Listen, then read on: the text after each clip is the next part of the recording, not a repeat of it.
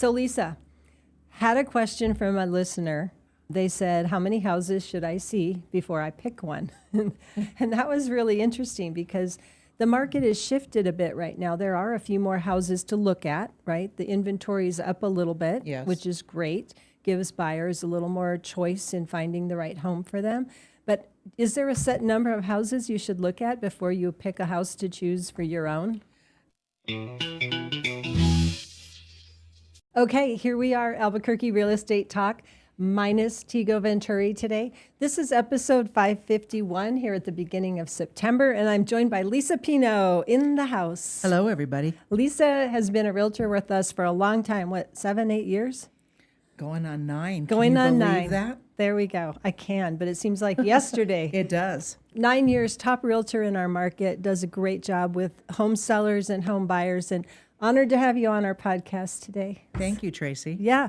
So I know I'm wearing a jersey. We have to talk football. I know it's a real estate show, but fantasy football season started, football started. I know you're a big fan. I'm a huge fan, fan. Do we have to say names of teams? Not that, it's a secret. I'm a Chiefs fan myself, so Are you're you? not going to get any kickback from me. Okay.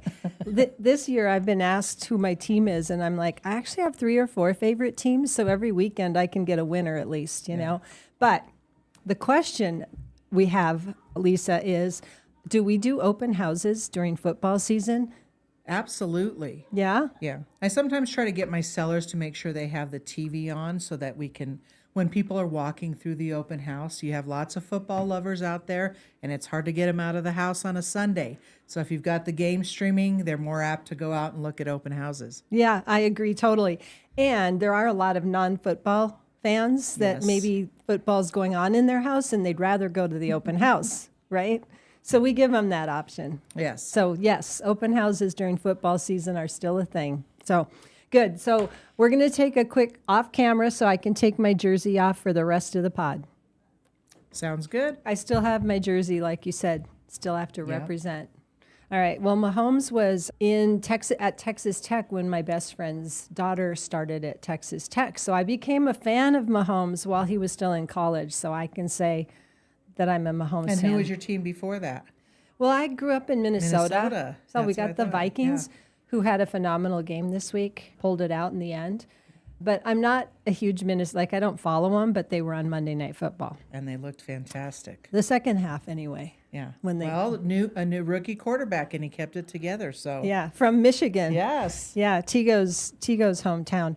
Okay, so let's talk about, we've had a lot of people calling about mortgage rates. What's Yes. going on? Fed rate might be lowering next week. What are your thoughts on that? It's interesting because a lot of buyers will ask that question when we're out, and should I wait? And I'm like, if you find the right house, not a good idea to wait because that house won't be there while you're waiting. But we just had a mortgage person come to our meeting, and she said we're already seeing the trickle down of the Fed price. advertising that they're going to cut rates. So that's already starting to happen. Yeah, I think we've seen it already. The lenders are saying we've already lowered rates expecting it to go down next week. So if you're thinking of buying, don't wait, right? Jump in the water. Yeah. It's warm. The water's warm. Okay. One of the things, too, that we've seen is, maybe a year or more ago, I'm not sure how long ago, we had some clients who were buying houses and their interest rate was at 8% or higher. Some of them 7.5%, 8.25%. Is it time to refinance? Well, the general rule of thumb is if you've got 1% below, if the rate is 1% below what you currently have, it is a good time to refinance, and it makes sense. And we have great local lenders that we work with that would be able to look over what you're trying to do and tell you if it's a good time and if it works for you. Yeah. And so to refinance your mortgage, the lender will look at your current rate or your current rate and the proposed rate and tell you if you're going to be in your house for X number of years still, because there's some costs involved in refinancing. If you're going to be in your house for another year or 2 years or 3 years, and the great lender will tell you that, yes, go ahead and refinance. But if you're going to sell next year, it's not worth it, right? Right. Yeah. So That's correct. It's important to make sure. And then a lot of the documents you have from when you bought the house can be reused to save you some money in refinancing. Yes, and also the local lenders have some creative financing as well. Yeah. So you'll want to talk with them about the different packages that they have and what's going to best fit your needs. Sure, for sure. Okay, so if you need refinance help, reach out. We can definitely help get you in touch with a great local lender. And how would they reach us, Tracy? Oh, that was like a softball, Lisa. Yeah, give us a ring, 448-8888. Look Lisa up on our website. I'm sure your phone number is right there. She'd be happy to help you too. And sometimes you want to refinance with the current person that you've got your mortgage with. Yes. Yeah, not always, but sometimes. Yeah. Okay. So this week we have a few new houses newly listed on the market. We have some open houses. Do you have anything new on the market right now? I don't have anything that came on brand new, but Yeah. I know that we have. And Tracy, what day do you announce all the open houses? Usually on Friday. Yeah. Yeah, we'll put it on We put Instagram a and list on there. yeah. So we'll do that nice little video. So we'll announce them. Moving on. So moving on. Let me see what we're going to talk about next. Oh, I know. So Lisa had a question from a listener.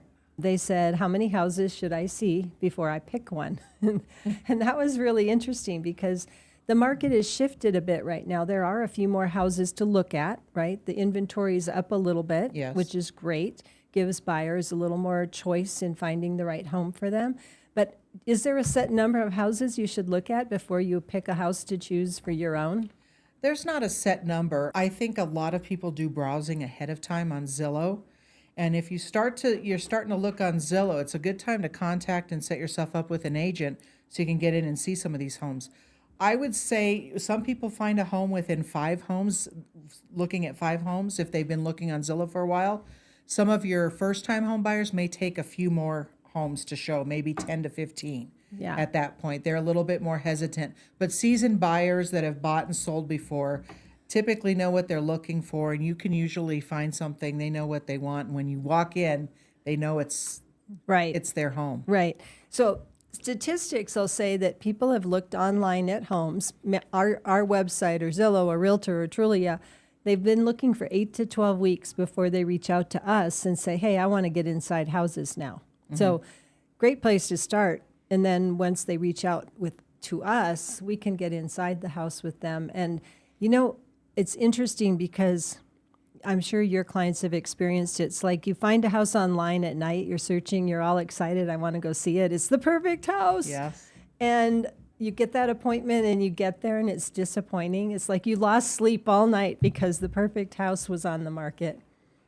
Yeah, they look different in photos, so you always want to at least get your eyes on them ahead of time. Yeah, they So- look different, they smell different. Yeah. Everything about them can be different from a photo. And some look better in photos. Yeah. Well, and Look better in person yeah. than in photos. That happens. Yeah. Yeah. We listed a house a couple weeks ago, and when I saw the photos, I thought they looked sort of flat, like all the walls were very white, and the furnishings were all sort of kind of blended. It was a modern. It didn't look warm and inviting. And when I went and showed the house, it felt completely different. Yeah. It was like, oh, it's refreshing, it's clean, it feels happy and light-filled, and it was very And different. you're pleasantly surprised, and so are the clients when you Yeah. walk into that. Yep. Yeah. And actually that house had a lot of interest, which is great. So it's really not about the volume of houses, right? It's more about knowing what you're looking for, having that strategy session with a buyer consultant, like a realtor, to do a strategy session and really talk about how you live and what's important, because a lot of times we learn things about a buyer that really help them find the right house. We always say there's no perfect house. Right. Right. There's trade-offs, but houses speak to people when you walk in, and knowing, like, I had that example of somebody told me they needed a really big yard. And I was like, in the strategy session, I'm like, well, how do you use your really big yard?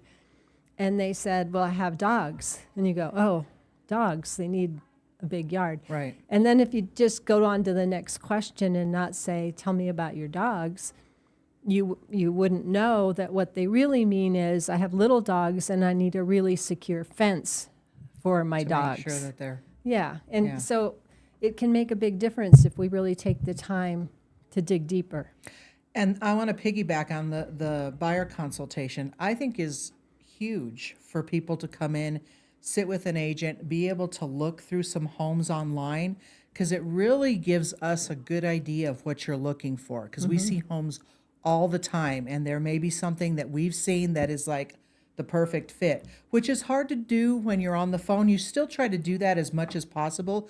But if I would instruct buyers, if you have the time to come in and sit with an agent, you will knock out a lot of things that maybe and save time Right. in looking at homes with Right. that buyer consult. Absolutely. Even if we're meeting at a Starbucks or Yes, something. anywhere. Anywhere. It doesn't Yeah. have to come to our office. But taking the time to really have those conversations, a lot of times it's good realization for the buyers of things that they hadn't thought about that Yeah. they might have overlooked that would be important down the road. And especially first-time home buyers, because then you can sit down and talk about the process, Right, which really makes them feel better about purchasing. right, for sure. Yeah. In our market, is it still important to have kind of speed to when you find the right home or getting to a home when it's new on the market to view it? Is there any urgency these days for a buyer? Well, we'll see. Okay, so some homes are sitting a little bit longer, but there are neighborhoods that go quickly. So I think if you find something that you like and you want to see urgency, you should have a sense of urgency to see it, Yeah. I believe. And then a sense of urgency to write the offer if it's the right one. Absolutely, yeah. Yeah, because we still are seeing multiple offers. Piggybacking on that a little bit is talking with your lender, or we can also, like I said earlier, recommend a lender so that you know what your purchase price point is and what you're comfortable paying. Right. Your So, monthly payment yeah, comfort. so that we can advise you accurately, and that you're looking at homes that fall into your bandwidth. Right. Your comfort zone. Yeah. So completely different. I met with some potential home sellers this week, and it was really interesting because I had done the market data ahead of showing up to their home because it was in a neighborhood where I kind of knew how big the house was and the age, and I could bring some data with me. Sometimes I can't because houses can be so unique, but it was interesting because the average sales price to list price was 101%.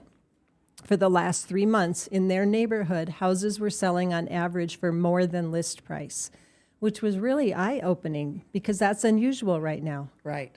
And so it's neighborhood. What? very neighborhood Yes. specific, and this was a neighborhood where most of the homes were 275,000 to 325, which is sort of our entry level now Yes. for a single family home. So there's people competing for them, obviously, in that area. So it was very interesting. And what also is interesting that you said is you went back just 3 months. Even going back to January now to look, you're out of touch a little bit because the market has changed, and now we're going in. We have lots of buyers out there and lots of sellers, but this starts to slow down a little bit, Right. slightly. Right. But the buyers that are out there are serious buyers because they're looking. 110%. I know that's a common phrase now. 110%. So you're right that every home seller, every showing they get is a serious buyer these days. It's Yes. not, I like to go to open houses on the weekend. It's people who are really in the market. So getting your house prepped and ready for that showing is pretty important. Absolutely. Yeah. Keeping it nice and clean and presentable. Yeah. So that's sort of our take on how many houses should I see before making an offer. We went in all sorts of different directions, but you show so many properties and you work with so many home sellers that all that information is just spot on. Yeah. Yeah. It's valuable, and to be able to share that information helps both the sellers and buyers Yeah, in the market. for sure. So any neighborhood that you think we should spotlight this week? Anything of interest? Any part of town that you've seen that's sort of interesting or hot? I know I threw that out of left field, so. Corrales seems to be a pretty hot little area right now. Yeah, Yeah. Corrales, my hometown. Yeah, we just closed on a house 2 weeks ago that had multiple offers. It was Right. over $1 million, a luxury home, and we closed on it about 10 days ago now. And I actually had a broker right up till the end calling me regularly to see if the deal was going to fall through because her client really wanted the house. So, yeah, Corrales is interesting. Corrales, as a local, for me, there are so many things to love about it. Besides, that you can have the valley type feel, or you can have the side of the hill up the hill where you have huge views of the valley and the mountain. But they have like the pet parade. They have the harvest festival parade. They have the holiday, I think they might still call it Christmas parade. They have the growers market every Sunday and every that's great. Wednesday Yeah. during the season. So we've got probably through October where it's still twice a week. Good produce there right now. It's got that small town feel. It That's does. what's nice about it. Does. But yet great restaurants and shops there. So it's great. Yep. And, Sandia Bar reinvented itself. I saw the remodel. It looks gorgeous. I haven't been there yet. I've been a few times, I confess. But what I'm excited about is Christian Manzer. Do you know Christian? Yes, that he has that other restaurant. He has Flatiron, and Yes. he also works for other restaurants around. He's going to be taking over the extra space there to have food in-house, because right now they only bring in food trucks. Right. So he'll be in-house, and he's great. If you've ever eaten at Flatiron, which I know we all have, Yes. the food is great. It's very good. It's very good. And, he does a great job because he always has entertainment. Like one night will be karaoke, one night will be jazz. They'll have a different band another night. They do that music trivia, I think. Is it called music Which is trivia? so much fun. It is. Yeah. Yeah, just, for a nice night out, it's great. So, but there's Ex Novo, there's Mula's restaurant. Yeah, I haven't been to that. There's Indigo Crow, which Indigo I love. Crow. There's Hannah and Nate's. Yeah. There's Village Pizza. I mean, there's probably 10 more that I'm thinking of. And the weather's so nice right now and cooling off in the evenings, and there's lots of outdoor dining. Yeah. Or even to take a walk in that area is gorgeous. Yep. So homes in Corrales. Yeah. A lot of people don't know that there are a few condo type townhomes in Corrales. Yes. There's one that we have listed for sale, but another one in the complex that just became available for $460, I think it is, with an end unit with really nice views. That's the one that we saw with you not too long ago. I loved that place. I thought it was Yeah. so adorable. It's great. Ours is 5 San Juan Trail, and we're currently working on an offer, so I don't know if it's still good. available.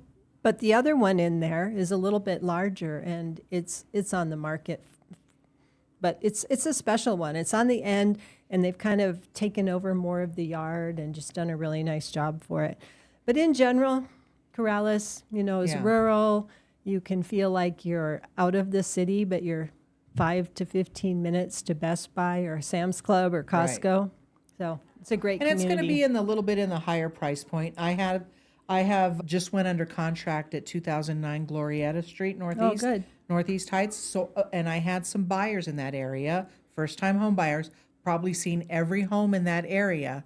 And that is a great entry level area for first time home buyers or people in the 3 to 330 range. Is Glorietta near Uptown? No, it's over near Snow Heights. Oh, Snow Heights. Yeah, So off it's- of Eubank. Yeah, like Manal and Yes. Eubank. Yeah. Snow Heights. Yeah, that's where my grandma bought 8719 Manal in 1968 or something. It was the very edge of town where my I know. grandma it's- lived. Albuquerque has grown so much. Yeah, sure has. Well, I guess anything else that we should cover today? I cannot think of anything else because we went through our little Yeah. list here pretty quickly. I know.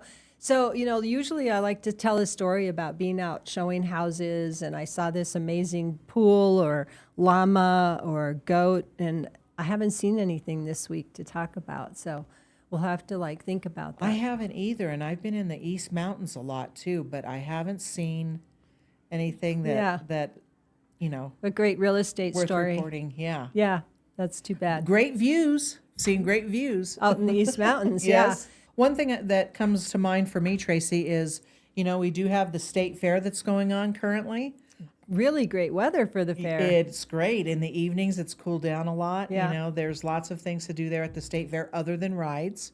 There's delicious food. There is art exhibits. The egg tents, Yes. all the animals. All the animals are wonderful. And then the balloon fiesta right around the corner. That's right. It's already October, starting yes. to feel that in the morning, Yeah. like it's balloon time.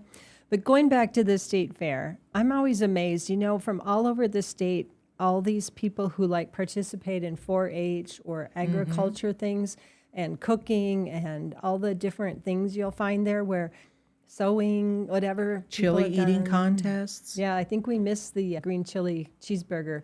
Isleta Cafe, what's it called at Isleta Resort, won the green chili cheeseburger contest this week. yeah. Second year in a row, they were number one. I think there were 10 contestants, so that's a big deal. That is a big deal. Yeah. But you think about people who raise a cow or a sheep or a rabbit or a chicken to get selected to bring it to the state fair, because usually they get selected at a regional or county fair to go Right. to the state fair to compete. And I was always amazed when we would go to the state fair and walk through those different barns and see like fancy chickens and rabbits. Oh, that's and, my favorite part. yeah. And sometimes it's young kids raising those Exactly. animals, I which think- is even more interesting. Yeah, for sure. Which reminds me about all the types of properties we have in the metro area for somebody who needs to raise some sort of livestock and teach their kids, have them in FFA or 4-H or Oh, something. yeah, there's lots of opportunities Yeah. for that in our area. Totally. Yeah, lots of homes, ranches, land that work for Right. making sure and the not kids far get from that. the city, you can have the best of both worlds. Yeah, for sure. Yeah. I grew up on a farm, and we had it was a hobby farm, and we had our times with chickens and rabbits and horses, and we always had horses, but just different things. But in the county fair, big deal, every August, I would compete with cooking, so you had to make like snickerdoodles, the cookies, and they all had to be the same size and doneness. Like, That's why you make such good cookies. I'm quite the baker. Years of practicing, huh? Yeah, that and home ec in high school or middle school or whenever. But I would do that and sewing. Yeah. Terrible sewer now. Terrible. My machine does not want to work. But, you go and you present and, you get a ribbon. Yeah. It was good stuff. Good training for kids.